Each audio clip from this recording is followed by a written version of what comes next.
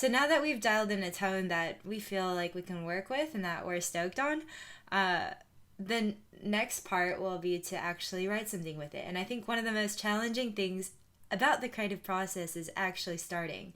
I don't know about you, but sometimes I don't even know like where to begin, and I feel overwhelmed, and I guess it's hard getting a good start on something I feel like is even worth extrapolating on. And I think sometimes people make the mistake of trying to be too complicated or worrying about virtuosicness or technicality before they even have a good, compelling melodic bass. So they end up feeling kind of burnt out maybe and uninspired from writing, maybe overwhelmed.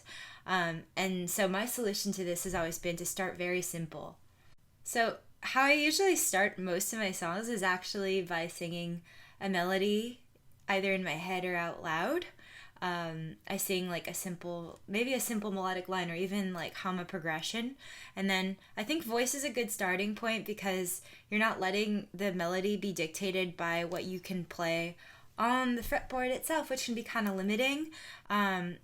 Maybe you're stuck in shapes and that you end up playing the same thing all the time. But then when you're singing something, you're actually writing the music that you want to hear rather than the music that you're confined to by what you're comfortable with.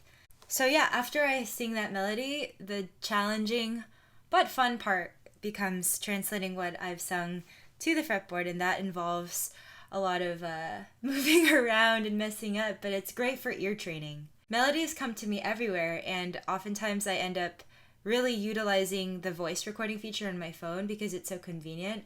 I don't know about you guys, but there's been so many times where I've been in situations where I didn't really have my whole recording set up and I really wanted to remember an idea. I didn't have an instrument, so I just sang with my voice into my phone. I have a bunch of recordings where I'm just in my car humming something and you can just hear the wind and other cars passing by and honking.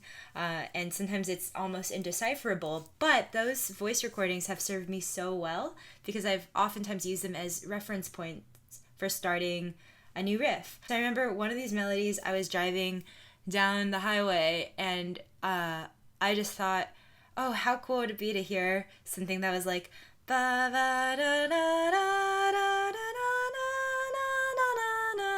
da da da da da da. And I remember it's kind of funny because I immediately grabbed my phone. I know I'm not supposed to be holding my phone while driving, but I grabbed my phone and I just hummed ba ba da da da da da da da da da da ba. And it's okay if you're not a great singer, as long as you can understand what you've sung into your phone and actually be able to successfully reference it later. That's all that matters. I'm in an alternate tuning right now. I'm actually in FACGCE. And that sounds like.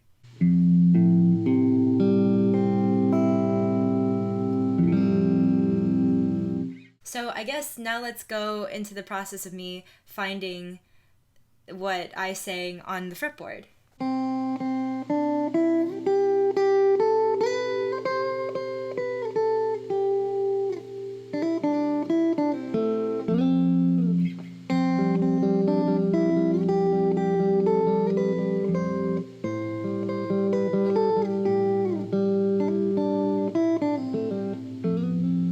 So this beginning melody that I created is a good starting point because I think, I don't know, what I think is a good melody is something that's memorable. And obviously, I like having melodies that I can sing back because I enjoy things that are catchy. I enjoy getting stuck in people's heads. So the fact that I can sing it means that there's a higher likelihood that someone else is going to hum it too.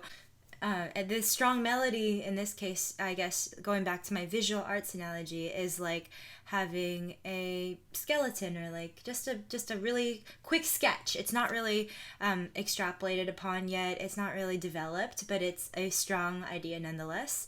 And yeah, in the next lesson, we're going to be learning how to add detail and amending the melody a bit to create contrast and additional interest.